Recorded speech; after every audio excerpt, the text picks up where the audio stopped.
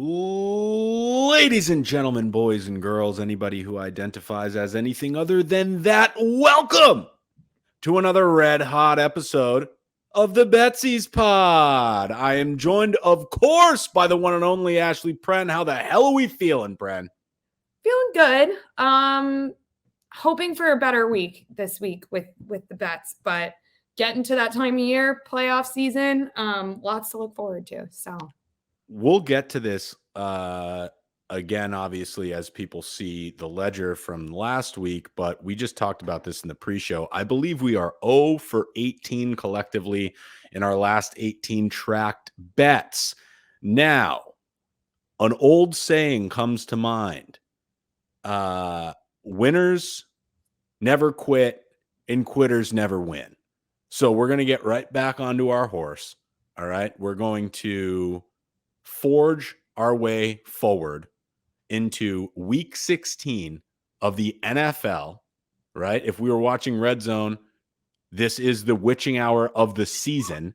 This is where wins become losses and losses become wins as a gambler. And it is time for us to pull ourselves up by our bootstraps and never take no for an answer. We will win. Throw your W up, AP. Throw your W up. No, it's time. The Jameis W up. Yeah, throw the Jameis W up.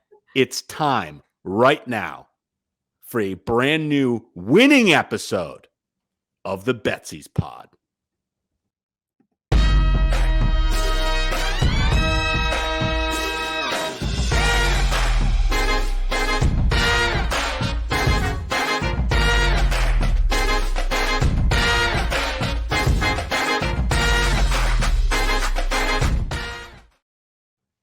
And we're back like we never left, baby.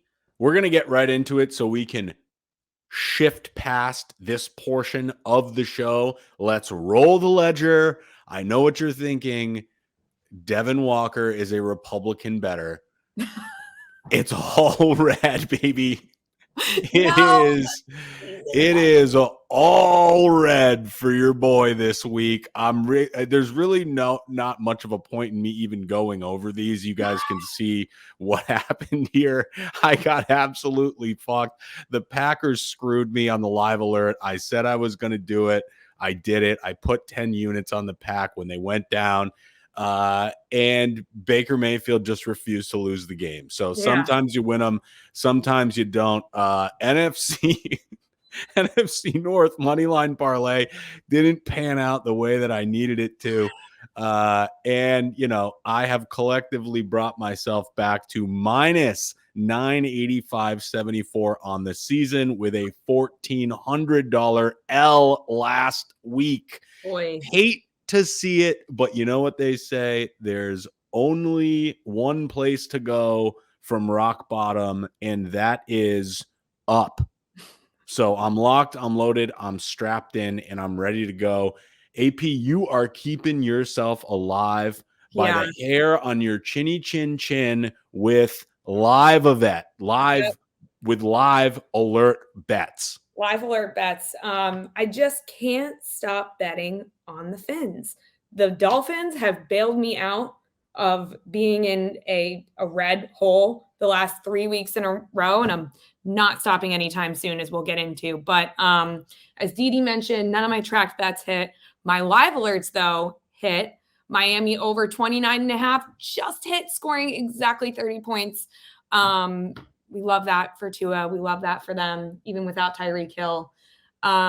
Looking forward to this week, but that does put me up 121 for the week for a collective 1542 for the season. So I'm just going to keep firing. I mean, the only way out is up. So 100% you have to fire. And again, as a unit, we are still in the green. I am an anchor right now. I am an absolute anchor. I'm weighing us down. I am the unattractive, rude friend in the club, shoving away anyone interested in any of my hot friends. And that's the role I'm playing. And I don't want to be that person anymore. Also, it's important to notice or to mention that there will be several speech-related errors today from me because Oh, I am yeah. on hour 65 now of a full water cleanse. Actually, I think we're pushing 66 or 67. So my brain is not working.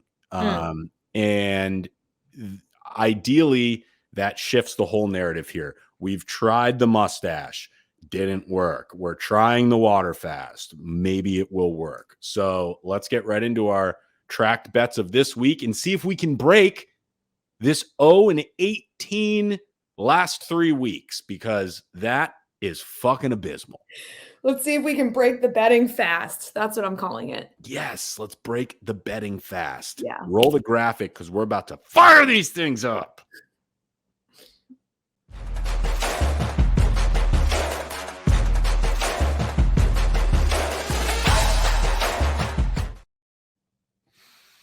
The guy in the blue shirt, I can't get over it. He looks like the dude from I Think You Should Leave, and I can't unsee it now. I almost killed myself, Julie. All right, AP, since you're in the green, why don't you we're going, yeah, okay, fine. We're going out of order. We'll do First and Pren after this. Why don't you get us started with your tracked bets for week 16? Yeah, I'll fire us off. Caveat to the group, to our loyal listeners. Devin's not eating. I don't know what my excuse is. So when I put these bets together, I was not sound of mind. I was half asleep. The last time I did that, though, if you're betting along with me, we did make over $2,500 in a single weekend. So maybe that's good luck, but we'll get right into it. To kick us off, I've got a plus 545 4-leg money line parlay. I've got the Rams, I've got the Bengals, I've got Green Bay, and I've got the Browns. I am so hot on Jake Browning and Joe Flacco. It's not even funny. First of all, they kind of look alike. They could be distant cousins or something. Same guy. Yeah. They're kind of similar. Play a little similarly too, but I love that Joe Flacco just came off of his couch and was like, yeah, screw it. You know, what do I have to lose? And now he's potentially taking the Browns to the playoffs. Green Bay needs a win. The Rams have been on my do not bet list this year because I can't pin them down one way or another as to whether they're going to win or they're going to completely blow it. But I think in the past couple of weeks, they've made a really strong argument for wild card playoff contention, and they're still in the hunt. So I like this. I like this parlay. I'm keeping my hopes high on it. The only place where I think could potentially screw this up is Green Bay, but we'll see. I think Green Bay's an absolute lock. The Panthers don't want to win football games. It's like you got to beat a team that doesn't want to win. Yeah. Where I think that you are a little bit off kilter here is I haven't yet given up on my Saints, and tonight is the night. So Saints, Rams in LA. Derek Carr doesn't suck. He doesn't suck yet. The Rams count on big plays. The Saints are really solid against big plays. Yeah. Cooper Kupp's going to get loose. You know that. He's having 8 to 12 catches. It's just, are they going to be able to tackle that man on first contact, or is he going to get, run after yards after contact and just kind of needle him till he breaks a big one? That's the question for me tonight. We're on opposite sides of this one, which means A, you're probably right, and B, one of us is guaranteed to win. That's true. That's very true. That's a good point. Yeah. AP, track bet 2. Holler at me. Track bet number 2. I've got the Bucks. I've got the Bucks at plus 1.5. Yep. I'm taking the over for the Bucks game as well. I'm taking the over set at 43.5. I've got the Dallas Miami over at 51.5. Love that. I've got the Raiders plus 10. That puts us at plus 1271. And I'll run us through really quick. I'm going to talk about the Bucks a little bit later on, so I'm going to scoot past this, but take my word for it as a Tampa Bay resident in Tampa Bay right now. I think they're either going to win or at least keep it within 1.5 points. Dallas, Miami. Dallas still needs to prove themselves, or not Dallas, sorry. Both teams need to prove themselves, but Miami still needs to prove themselves. I don't think that last week's performance was enough to say that they're back. They needed that performance, but it was also against the Jets with Zach Wilson, who is unsure of himself in the starter position. Dallas absolutely needs a comeback game. They need to score over 30 points alone just to really continue the conversation of if they deserve to be a far contender in the Super Bowl, in the playoff matchup scheme of it all, because they're going to go to the playoffs. I'm confident of that, but I don't know how far they'll get. The over set high. So I'm going to talk about this again during the live alerts, but I do think that both teams, it's going to ultimately be a shootout. These are offense heavy teams, not as heavy on the defense, still good, but Raiders plus 10. I can't ignore last Thursday's absolute floor mopping of I can't even remember the team, the Chargers. So yeah, I mean the Chargers are trash. They've always been trash apparently, and they always will be trash. That was a big Raiders win. I don't know about that game as a Raiders fan. I took a 15-leg parlay, which we'll get to later, and that was the one game I left off of it because I didn't want to bet against the Raiders, but I don't have a good feeling about that game. yeah, The Chiefs just notoriously have their number, and especially at home in a game they have to win, kind of with the Broncos potentially barking up their tail here towards the end of the season. I don't know. I feel like the Chiefs get it done, but I would love if the Raiders covered 10. I would absolutely love it. Now, you've got a real big one here, and it includes some anytime TDs coming in at plus 1452. So who do you think is getting in the end zone on week 16? All right, we've got T. Higgins, Stephon Diggs, who has not had a touchdown in a bit. I think he's Long going to get time one this week. He'll definitely get one this week. Jamar Gibbs, Okay. Lions popping off. I think he had at least 2 touchdowns last week, maybe 3.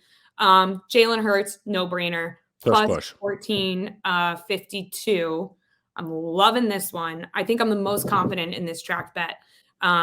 These are all players on teams that need to win and have serious stake in the playoff game. None of them are eliminated yet. And I think it's a lock. You know how I've said kind of throughout these episodes and throughout this season that certain teams hold on to certain plays to use them when they need them. They don't want to blow their load in week 7 and put all their shit on film. I think this is the week, especially for these teams that you're looking at here. Detroit has to win this football game. Mm-hmm. Cincinnati has to win this football game. The Eagles have to win this football game. So and the Bills absolutely have to win this football game. Have to. So you've got 4 teams that have to win, and you've got, arguably one of their top 3 touchdown scorers all to get it done. You can't win a game if you don't score. 0-0 is a tie. So they need to win. They need to score. These guys getting in the end zone at 1452. I think it's a bargain basement steal. Yeah. Okay. I'd like to have 2, please. I limit per customer 2. I'll have 2. All right. So that's going to wrap up your tracked bets. Mine are a little bit less saucy, a little bit less of a saucy biscuit, but we will proceed nonetheless, right? My first one's coming in at plus 445, little 2-team money liner. I've got the Saints tonight. I think the Saints are going to go marching into LA, and we're going to see a team that is fighting for a divisional playoff berth beat a Rams team who, for me, is too inconsistent. I do agree with the inconsistency. Yeah. This will be the Derek Carr coming out party. Alvin Kamara has been playing a high level of football. Derek Carr needs to finally pull his fucking head out of his ass and have a 350-yard passing 3-touchdown game to beat the Rams. And the Colts, I'm a Gardner Minshew guy. Guy lives in an RV. We're going to talk about him later. I'm all over Gardner Minshew. I've been betting against him throughout the season. I'm done with it. I'm on the Colts bandwagon. Again, a team that is not yet out of contention. And it's a very important week for them. So I'm gonna bet on my man Minshew, with or without the mullet. The guy's a dog. Saints Colts money line plus 445. Now, this next one, it's only plus 187, and it does include 5 games, but these are 5 good teams playing 5 bad teams, and they all have to win. So I've got Chiefs, Bills, Broncos, Eagles, and Packers, all to take care of business. We've talked about these teams several times already. Eagles have to win. Broncos have to win. The Bills, obviously, it's win or go home for the rest of the season for them. The Chiefs are in a pivotal situation in a divisional matchup against the Raiders, and the Packers cannot drop 2 straight, including, or it might even be three straight at this point, but this would be an absolutely abysmal L. I know they're depleted. I know they're injury prone, but if you can't beat the Panthers in week 16, you don't deserve to get to the playoffs anyways. They've got a slim chance as it stands now.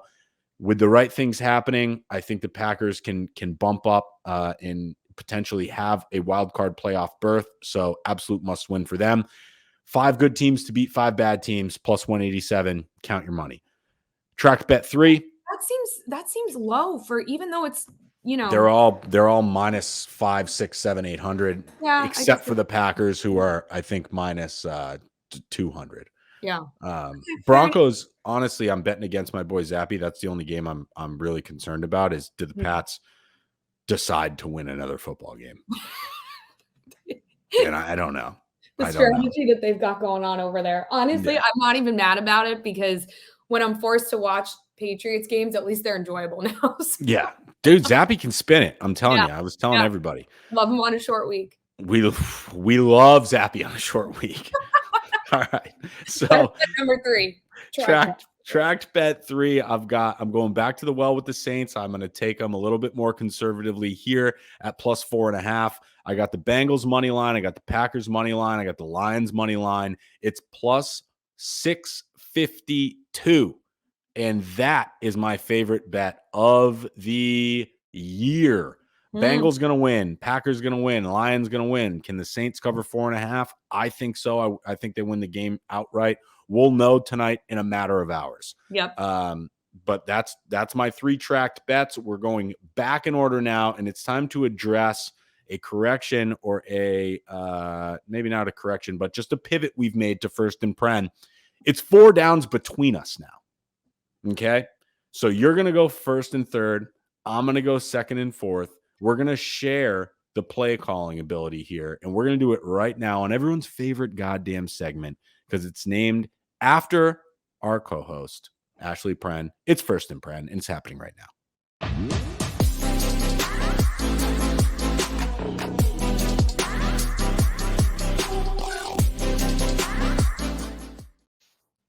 I got to say, with that picture and on our lovely First and Pren music, we might need to have another Betsies photo shoot at Coachella this year. Oh, 100%. I'm not going to be there. I'm on a super secret excursion. We'll Photoshop. Yeah, Photoshop me in. I got plenty. Plenty of pics. Plenty of pics you guys can Photoshop in there. Sure, our audience would really appreciate those too. If you want to, check out what I'm talking about, go ahead and go subscribe to my OnlyFans. I knew that was coming. Shameless plug on my own show. Pren, you have first down. I want to paint a picture for you. Tie game. Okay. We just picked the ball off. We're on hour 40. There's a minute 20 left. We need big plays down the field, but we don't want to leave them any time to score. It's first down. What's your hot take?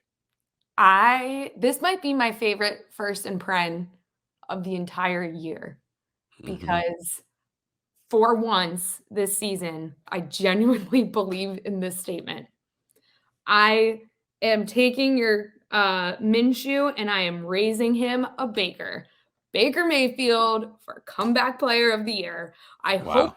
to God that the Baker cycle is no longer, that this past game against the Packers in Lambeau, not at home, broke the cycle, because not only do I think he earned himself a starting job next year, I genuinely believe that to this point so far, he's done just enough. But the Bucs might actually make it into the playoffs as a team that, if they can continue to win throughout the regular season, could be a serious contender. Right now, if we were 100%. to go to the playoffs tomorrow, we'd be playing the Eagles, and after Monday's game, I'm not so confident that it would be a blowout, because if you look at the rest of the Buccaneers team, that is a Super Bowl caliber team. The weapons that we've lost don't diminish the offensive talent that we have and defensive talent, but we lost a lot of our defensive players. And it seems like things are finally starting to click. And I will say, out of the games that we've lost recently, majority were pretty close. There's some abysmal things going on offense, but that's, what happens when Todd Bowles is your head coach. Things are starting to click. He's earned himself a starting position next year in my eyes. As a Buccaneers fan, I want to see him start for us next year. I think he takes home comeback player of the year. It's going to be hard to disagree with you if they win out and make the playoffs. Right. If they don't, I think that it's too little too late. I don't disagree with that. Yeah. Yeah, that is. Now, you said the word Super Bowl caliber too, which I aggressively disagree with. The Bucs We're not going to beat the 49ers, but let's not the Bucs will not be winning the Super Bowl. Okay, no, they will not be winning the Super Bowl, but the NFC meltdown that was last year, if they come up against a 49ers team that doesn't have a quarterback like last year, who's to say? Fair enough. Well, you wanted to talk about comeback player of the year. I want to talk about most valuable player of this year, and I want to talk about, how is this not a runaway for Christian McCaffrey? Yeah. How is this not a runaway? I understand that they have typically you want to give it to a quarterback. I get it. Brock Purdy in the conversation, Dak Prescott in the conversation, few other guys kind of floating around in that conversation. Let's remove him. We've seen backup quarterbacks come in and be very successful. Brock Purdy is a backup quarterback himself, right? We've seen this happen time and time again. And the backup quarterbacks that have come in and been successful are the ones that have very unique, once in a generation talents in skill positions. Christian McCaffrey is exactly that. Is Brock Purdy because he's the man? Or is he Brock Purdy because he's got Christian McCaffrey, he's got Ayuk, he's got Kittle, he's got all these weapons? I'm going to take this one step further. I think McCaffrey makes all of them better, because you have to game plan for this guy. They make him better as well, but you have to game plan for this guy, and still at the top of everybody's game plan every week, he's multiple touchdowns almost guaranteed. We haven't seen dominance like this from the running back position since Derrick Henry went ballistic. He's obviously not on the same level he once was, but what a fun team to have the best pass catching running back and the best running wide receiver on one team in Deebo Samuel. Yeah. Awesome combo. I think it's legitimate, a legitimate bet to take McCaffrey at MVP. I haven't looked at the odds, but when you watch this guy play, it's like, I mean, how is he not? To me, it seems obvious. I have to agree with you here, because I do think that the MVP conversation has been blown wide open in the last 2 to 3 weeks. I think that everyone was talking about Jalen Hurts. I was talking about Jalen Hurts. I've got God knows how much futures on Jalen winning it. I don't really think that's a possibility anymore. And I think that what's happening right now is that the general conversation of MVP going to quarterback they're kind of canceling each other out, because when you start talking about Brock Purdy, right to your point, it's like, well, what makes Brock Purdy good? It's players like Christian McCaffrey. And I know that Tyreek Hill, again, I even brought him up a couple weeks ago, was also being thrown around there. But the thing that gets teams to win is scoring. And there's only one game this year that Christian McCaffrey has not scored in. And you can't say the same for Tyreek Hill. Is he insanely fast? Yes. Is he going to break 2,000 yards? Probably. Did I learn last night that has like 11 children? I did learn that. Irrelevant. But wow. No, that actually does matter. But that's all to say that I am shocked that, if in retrospect, I'm shocked that we've been talking about Tyreek potentially being in the MVP conversation for a couple weeks, and Christian McCaffrey's name is being thrown around just this week for the first time, it seems like. So I think that this is legitimate. I'm trying to diversify my futures. I might tail you on this one. I'm going to pound it as soon as I find the best line. So I'm going to check all the books. I'm going to see where, he's got the most value, and I'm going to take that, because I don't think that you can give it to Dak or Purdy in take it away from McCaffrey with everything that he's done and the impact that he has on arguably the best team in football right now. Right. All right. It's third down, and we're talking about Dallas. What do you got? Dallas can't and won't close. I think I've talked about this. Cosign, retweet, 100% agree. Yeah, I think I've talked about this ad nauseum throughout the season. And they're a team. I will say, I hate the Cowboys. I've always hated the Cowboys. I don't know why. They just really, really annoy me. But there are players on the team that I want to see do well. And the Cowboys, to me, this year are starting to look like what the Bills looked like last year. And that's that they've had all this momentum throughout the last really good comparison. Yeah, they've had all this momentum for the last couple of years. The Bills have a little more on their side than Dallas does, in my opinion, but they continuously blow it. And here's the thing about the Cowboys, is that their performance this last weekend was abysmal. Dak Prescott, I don't think he crossed 70 passing yards. Neither did Josh Allen. But the difference is that they were able to, the Bills were still able to win the game and score a shit ton of points. And if you are a team that wants to be a legitimate Super Bowl contender, you have to be able to play in bad weather.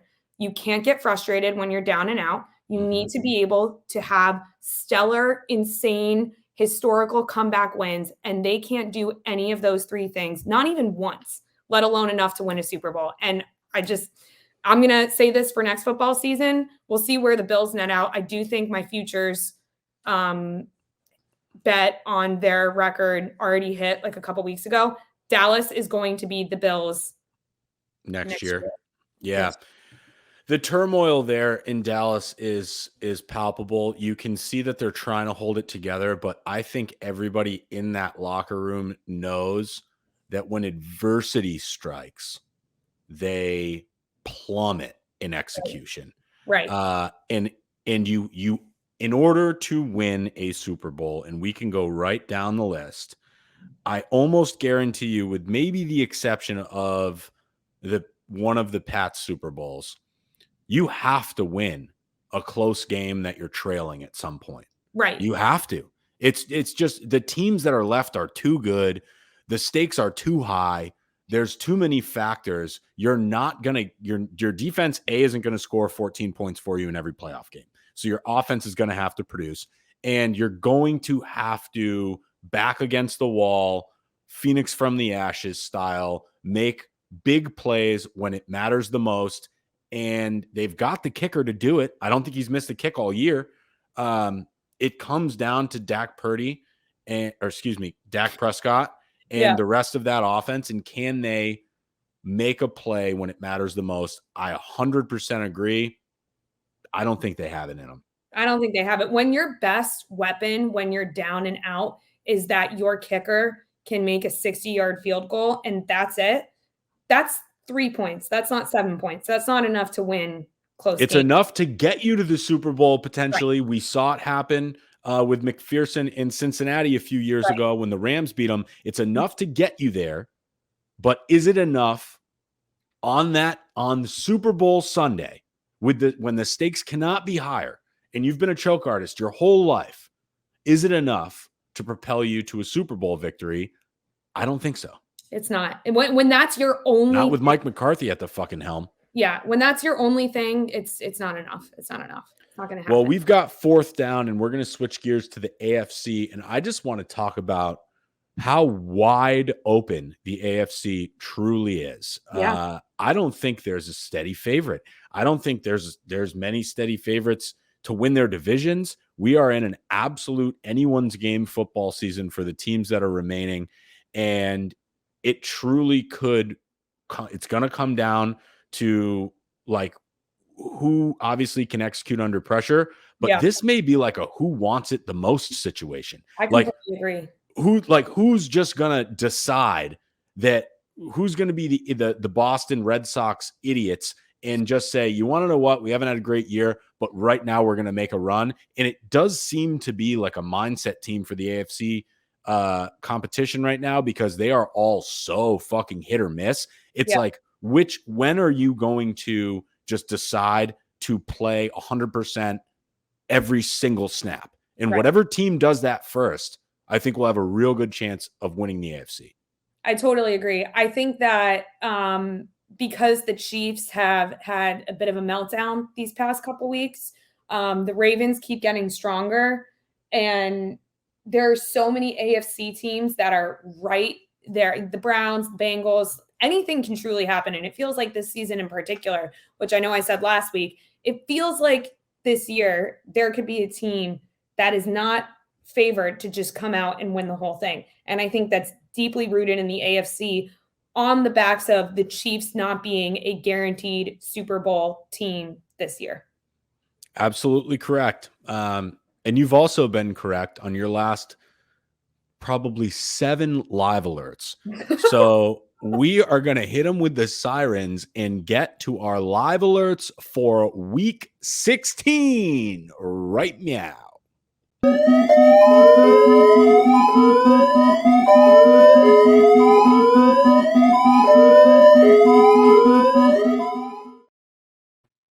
Never gets old. No, it doesn't. Never gets old. Absolutely love it.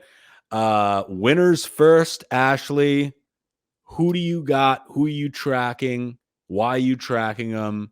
And why should we all tell you? I know why, because you've been on fire in the live alert segment. So give us the fucking guru picks on the live alert for week 16. So we've got a lot of really good matchups this week. And what has been working for me, particularly with the Dolphins, which they're on my list again, of course, this week, I think a lot of these high-scoring games have very slow starts. So what I'm going to do, what I've been doing and what I'm going to continue to do this week is I'm going to be cautious of games that are high-scoring out the gate. First quarter high-scoring. The Raiders game on Thursday was an anomaly, but I think that was an anomaly that's going to go down in history. That was just insane. I'm going to list off a couple teams where they're mostly playing each other. I'm going to be paying attention to their individual team overs and the game overs. Particularly, I want to see the line drop from where it's at right now. And I'm not going to list off where the line is for all of these because it's a decent amount. But you guys can do your own research. But I'm paying attention to where the line drops in the first and second quarter and then hammering it for the rest of the game. So those teams are the Niners, Ravens, both the game and their individual team overs. Dallas, Lions, Dolphins, Jacksonville, Tampa Bay. Tampa Bay. So you've got the Dallas Dolphins game and the Jacksonville Tampa Bay game, as well as the Niners Ravens game, and then the Lions as an outlier. Correct. And I will say I would exercise a bit of caution with Jacksonville and Tampa Bay because what we've seen is that they can have really high scoring games and really low scoring games. But this is a must win for both of them. And all of these teams are really, really offensive heavy teams. Yep. So I'm going to be dialed in on Sunday. Fair enough. Yeah. Fair enough. Now that's the thing with the live alerts. You got to have your goddamn spreadsheet ready, and you got to know when to fire. You have to have the monitors. You have to have your phone. Yeah. You need it all, and you got to be charged. Make sure your shit's charged. Got to be charged. You got to be charged. The second thing I'm looking at is I want to parlay this, but I want to do it as a live bet. Hurts rushing and Lamar Jackson rushing over and I'm going to place it in the first quarter as a parlay. And then you can make it even more interesting if you sprinkle anytime TDs for both of them on there too. I didn't want to do this as a track bet because I like seeing for these two quarterbacks where the line goes right when the game starts, depending on the first couple of plays, because it usually fluctuates quite a bit. And definitely look to take it in alternate markets too, because if you can get it super low, like if you can get Lamar Jackson at 30, I think he had almost 100 yards this past game. Right. But when you put that in a parlay with Jalen Hurts rushing, and then you can even throw anytime TDs in there, odds go way up. Yeah. So, yeah. Got it. Yeah, I like it because both those guys too, they generally tend to run not as a last resort, but as a secondary option. You're not going to see a ton of QB draws in the first quarter. That's typically something that they're going to wait and save for on their side of the 50 on third down situations is generally when we see those plays come out. Right. I've got two. I've got the Saints plus 9.5 if they go down early tonight against the Rams. I'm all over the Saints. I got a money line. I have them plus 4.5. I'll double down. I'll take them as low as plus 9.5. Obviously, if I can get up above that, if I can get higher than that, you can give me plus 10.5, plus 11.5. I'm going to fire. But I'm looking at plus 9.5, and I think that happens if the Rams score a touchdown first. I've also got the Colts money line at plus 200. I'm going to watch that game. I like Gardner Minshew in a comeback mode. If I can get that money line up around plus 200, I'm all over it. So it's Saints plus 9.5 and the Colts plus 200 on the money line are my live alerts for week 16. Now, before we hit them with the charcuterie board, I need to warn you all. I'm looking at it and I just saw it for the first time. Now, the only reason I didn't pick all 16 games is because my book wouldn't allow me to make a parlay over 15 legs. I have done just that. The odds are plus 133,930. So we're going to get, we did a little tease here. Let's hit them with the charcuterie board, and then I'm going to break this all down for you guys. It's our grill dinner bet of the week 16. Let me get this straight, don't ever need no man to tell me what to do.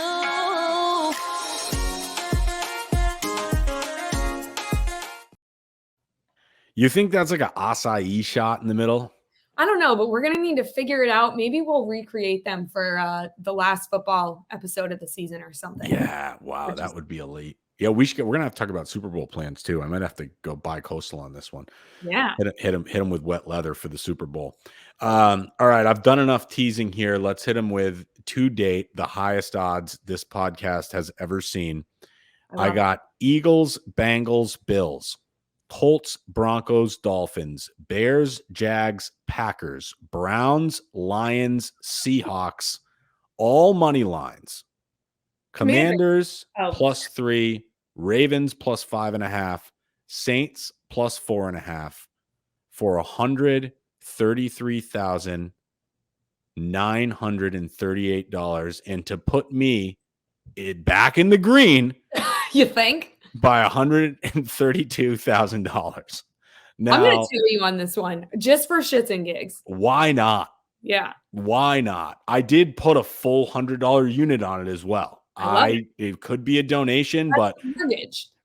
You know what? If the Saints cover 4.5 tonight, we've only got 14 more legs to go.